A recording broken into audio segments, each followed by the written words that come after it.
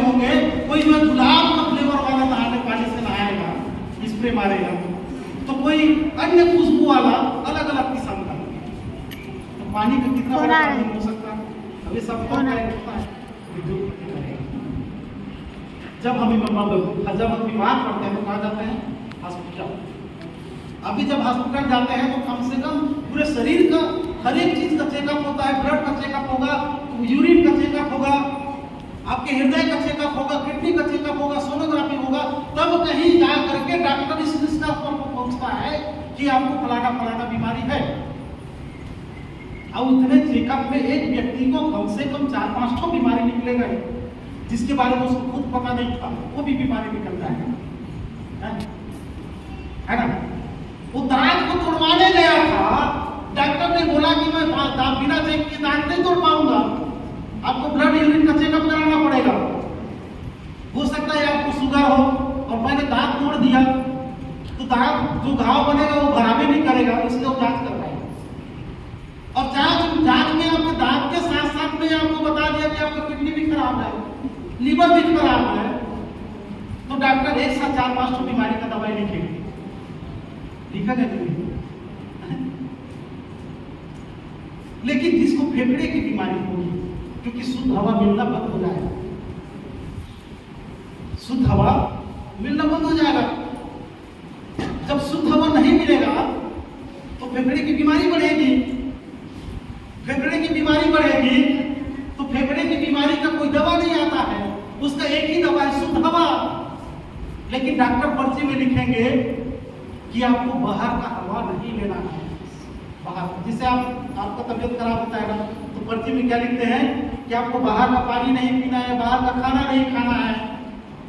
एक समय ऐसा भी आएगा कि आपको बाहर का हवा नहीं लेना है, बाहर में श्वास नहीं लेना है। तो लोग कंफ्यूज हो जाएंगे, फिर श्वास कहाँ लेना है? हवा कहाँ से लेना है? क्योंकि घर के बाहर भीतर सब तरह की हवा तो एक बराबर है, क्योंकि प्रदूषण जितना बाहर है उतना अंदर भी है। तो डॉक्टर बोलेंगे कि आपको शुद्ध हवा मेडिकल स्टोर से लेना, दवा दुकान से लेना। पैकेट में आएगा हवा का पैकेट, उसको पीठ पे लटका करके चलना पड़ेगा, तब जो है फेफड़े की बीमारी वाला मरीज बचेगा। तो शुद्ध हवा कौन बनाएगा पता है? वो भी उद्योगपति ही बनाएगा। भोजन जिसको उद्योगपति बनाएगा, आपने जो है चावल और दाल खरीद लिया और गांव को छोड़कर के आप शहर में आ चुके हैं, तो आप दाल और चावल खरीद लिए हैं, तो शहर में कहां पर बैठ करके खाना बनाएंगे? खाना बनाने के लिए जगह लकड़ी मिलेगा, गैस सिलेंडर मिलेगा? नहीं मिलेगा। इसलिए कोई भी व्यक्ति चावल दाल नहीं खरीदेगा, बल्कि बड़े बड़े उद्योगपतियों के ब्रांडेड भोजन का पैकेट खरीदेगा। तो भोजन का पैकेट खरीदने के लिए उसके पास पैसा हो, चिंता का विषय है। अभी हम जो पहले दिन का भोजन को दूसरे दिन नहीं खाते हैं, वासी हो जाता है। लेकिन वही जब पैकेट में आएगा, ब्रांडेड होकर के आएगा, तो कम से कम 3 महीने तक उसका एक्सपायरी डेट होगा, 3 महीने तक उसको खाना पड़ेगा। पहले दिन का भरा हुआ पानी दूसरे दिन नहीं पीते हैं ना घर में, सही बात है ना? लेकिन बोतल वाला पानी को कितने दिन तक पीते हैं? 3 महीना तक। उसी प्रकार से भोजन का जो पैकेट आएगा वो आपको खाना पड़ेगा, सबको खाना पड़ेगा। लेकिन जो भोजन का जो पैकेट आएगा ना, जो पैकेट में आता है, जैसे मुर्गी पालने के लिए शहर में मुर्गी चारा नहीं मिलता है, मुर्गी चरने के लिए जगह ही नहीं, तो पैकेट वाला मुर्गी चारा आता है, पशु चारा आता है। मछली पालने वाले के लिए मछली चारा आता है। वो मछली चारा, पशु चारा, मुर्गी चारा कौन बनाता है पता है? उद्योगपति अपनी फैक्ट्री में बनाता है ना? तो आदमी का भोजन भी उद्योगपति अपनी फैक्ट्री में बनाएगा, तो आदमी का भोजन नहीं कराएगा, बल्कि वो आदमी चारा कराएगा, आदमी चारा कराएगा। अब ये चारा पानी में इतना पावर है ना, चारा पानी में बहुत पावर है। हम घर में जब बकरी पालते हैं तो क्यों पालते हैं? वो हमारे घर में क्यों आता है? क्योंकि हम उसको चारा पानी देते हैं। हम गाय पालते हैं तो क्यों हमारे घर में रहता है? क्योंकि हम उसको चारा पानी देते हैं। चारा पानी के दम पर बड़े बड़े शेर, भालू, हाथी को भी पाला जा सकता है। हमारे पूर्वजों ने पाला है।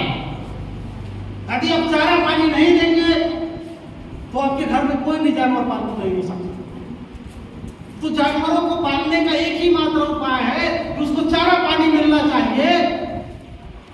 यदि उद्योगपति हमको चारा पानी देना शुरू कर देगा तो हम भी उद्योगपतियों के पालतू पशु की तरह हो जाएंगे।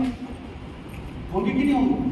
क्योंकि इतने बड़े आबादी को यदि वो मार देगा, मरवा देगा तो उसका मार्केट खत्म हो जाएगा। क्योंकि व्यापार का सिद्धांत है, जिसका जनसंख्या ज्यादा होगा वहां पर उतना बड़ा मार्केट होगा। तो हमको तो जिंदा रखना पड़ेगा ना, मारेंगे नहीं, जिंदा रखना पड़ेगा। यदि हमारी जनसंख्या कम हो गई तो दूसरे देश में मार्केट बड़ा हो जाएगा।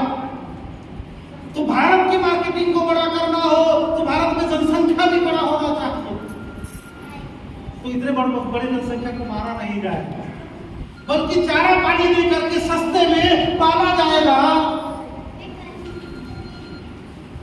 पाला जाएगा कि नहीं पाला जाएगा? अब जिसको पाला जाएगा वो जो पालता है उसके सब लोग वफादार होते हैं, है ना? यहां तक तो ठीक है, लेकिन सबसे बड़ा लड़ाई किस बात का होने वाला है समझता है? अभी हमारी लड़ाई क्या है? अपनी संस्कृति को बचाने की है, अपनी जमीन को बचाने की है, अपनी जंगल को बचाने की, अपनी भाषा को बचाने की लड़ाई लड़ रहे हैं ना लोग। जिस समय वो स्थिति आएगा तो लोग भाषा की लड़ाई, संस्कृति की लड़ाई, अपने जंगल की जमीन की लड़ाई भूल जाएंगे। शहरों में सिर्फ एक ही लड़ाई बचेगा, सोने की जगह के लिए लड़ाई। क्योंकि शहर में आबादी बढ़ जाएगा, गांव के लोग सब आएंगे, दिन भर तो काम करेंगे, अपने अपने मजदूरी करके, दुकान से भोजन का पैकेट खरीद के खा लेगा, दुकान का पानी खरीद के पी लेगा, लेकिन रात में सोएगा कहां पर? सोएगा कहां पर? तो सोने के लिए वो क्या करेगा?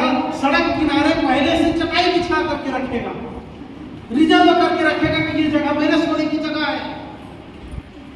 और उसके जगह पर यदि कोई दूसरा सो गया तो दोनों के बीच में भयानक लड़ाई होगी ना। जैसे ट्रेन में उस समय जो है, ट्रेन में जब सीट अघोषणा रहता था तो लोग खिड़की से रुमाल फेंक करके अपना जगह घोषते थे, है ना? और कोई दूसरे की सीट पे बैठ जाता था तो लड़ाई होता। उसी प्रकार से आने वाले समय में ये सोने के लिए लड़ाई होगी। भयानक संकट है कि नहीं? लेकिन जिनके पास नौकरी होगा, जिनके पास इनकम अच्छा होगा, वो अपने लिए बिस्तर बुक करवाएगा। एक एक बिल्डिंग में कई परत के बिस्तर होंगे, दीवार में एक बिस्तर ये, दूसरा बिस्तर ये, तीसरा बिस्तर ये। जिसे बस में सफर करते हैं तो सोने के लिए छोटा जगह रहता है ना? ट्रेन में बर्थ जो रहता है ना, वो बर्थ एक एक बिल्डिंग में कई परत के होंगे। तो आदमी चाहेगा कि दिन भर काम करता हूं, कम से कम रात में सुकून की नींद तो सो सकूं। तो सुकून की नींद सोने के लिए वो अपने लिए बिस्तर बुक करवाएगा, है ना? लेकिन रात में जब सोएगा तो हो सकता है उसके बैग, उसके रुपये कोई चोरी करके भाग जाए। इसीलिए उस बिस्तर में पिंजरा लगा रहेगा। रात में आदमी सोने से पहले अपने आप को ताला लगाएगा, उसके बाद सोएगा। इसका मतलब दिन में वो पशुओं की तरह काम करेगा, चारा खा के, और रात में पिंजरे में अपने आप को ताला लगा करके सोएगा। तो पिंजरे में कौन रहता है? पालतू जानवर। चारा पानी कौन खाता है? पालतू जानवर।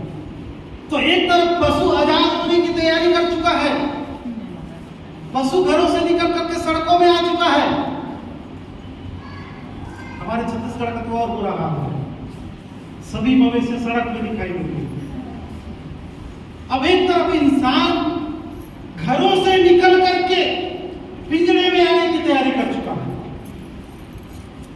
संकट है कि नहीं? अच्छा, ये जो मैं बोल रहा हूं अतिशयोक्ति तो नहीं लग रहा है ना? ऐसा संभव है ना?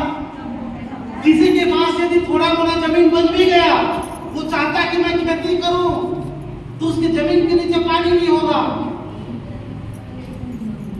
तो पानी अपने खेती में पलाने के लिए बड़े बड़े जो दुकान होंगे वहां पर लिखा रहेगा कि अपने खेतों में पानी गिराने के लिए संपर्क करें।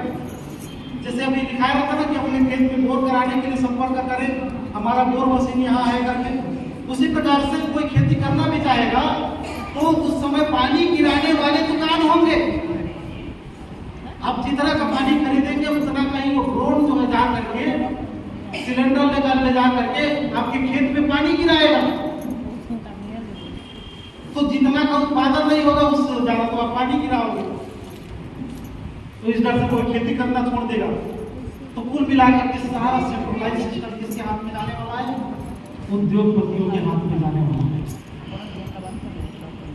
आने वाला पीढ़ी को बचाना है कि नहीं बचाना है? हम राजा महाराजा के संतान हैं, इस देश के मालिक हैं। मालिक जैसा एक भी लक्षण कहीं पर हमारे अंदर बचा है या एक भी गौरव, एक भी सम्मान, एक भी अभिमान हमारे भीतर कुछ बचा है ताकि हम गर्व से कह सकें कि हम इस देश के राजा महाराजा के संतान हैं? ऐसा दिखाने के लिए कुछ हमारे पास प्रॉपर्टी है, संपत्ति है? नहीं है। अब ये जो भीषण संकट है ना वो आके ही, इसका मतलब उद्योगपतियों का तंत्र आने वाला है और आके ही रहेगा। हम सब कीड़े मकोड़े की तरह दिखाई देते हैं। सही बात है ना? इसका समाधान किसी के पास भी नहीं है ना?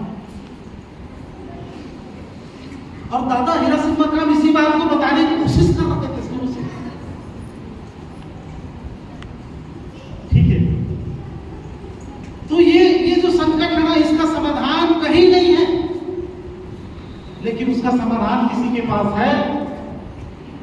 तो किसके पास है पता है? हमारे गांव में है। उसका एक ही समाधान है, हमारा गांव। इसका समाधान सिर्फ और सिर्फ हमारे गांव में है और हमारे गांव के लिए हम कुछ काम नहीं करते हैं।